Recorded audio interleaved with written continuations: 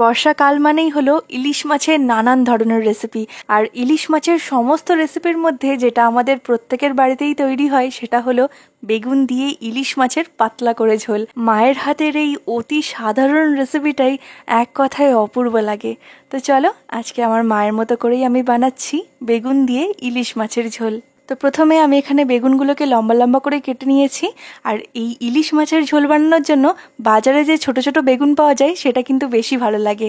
তো তারপর এখানে আমি মাছগুলোকে এবার একটু নুন আর একটু হলুদ গুঁড়ো দিয়ে মাখিয়ে নেব। মাছগুলো মাখানো হয়ে গেছে, এবার একটা মিক্সার জারের মধ্যে অল্প একটু সাদা কালো সর্ষে নুন দিয়ে বেটে নেব।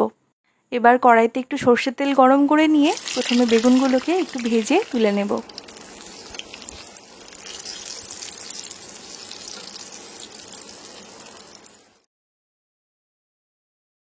বেগুনগুলো ভাজা হয়ে গেছে, এবার বাকি তেলের মধ্যে ফোড়নের জন্য দেব অল্প একটু কালো জিরে আর দেব কয়েকটা কাঁচা লঙ্কা। তারপর দিয়ে দেবো একে একে মাছগুলো অল্প একটু ভাজা হয়ে গেলেই দিয়ে দেবো এর মধ্যে পরিমাণ মতো জল।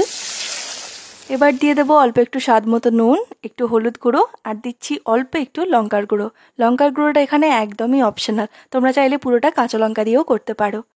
তারপর ভালোভাবে মিশিয়ে নিয়ে চাপা দিয়ে এটাকে রান্না হতে দেব কিছুক্ষণের জন্য। যখন মাছগুলো সিদ্ধ হয়ে যাবে তখন ঢাকনাটা খুলে দিয়ে দেবো এর মধ্যে ভেজে রাখা বেগুনগুলো।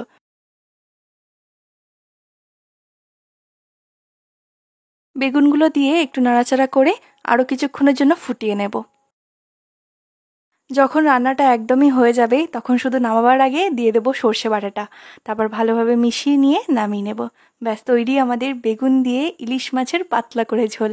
ইলিশ মাছের এই পদটি সত্যিই এক কথায় অপূর্ব হয়।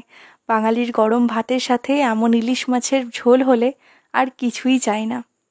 তো চলো, আজকে ভিডিওটা এখানেই শেষ করছি। ভিডিওটা ভালো লাগলে অবশ্যই লাইক, কমেন্ট অ্যান্ড সাবস্ক্রাইব করতে ভুলো না। আজকের জন্য এইটুকুই। সবাই খুব ভালো থেকো। টাটা।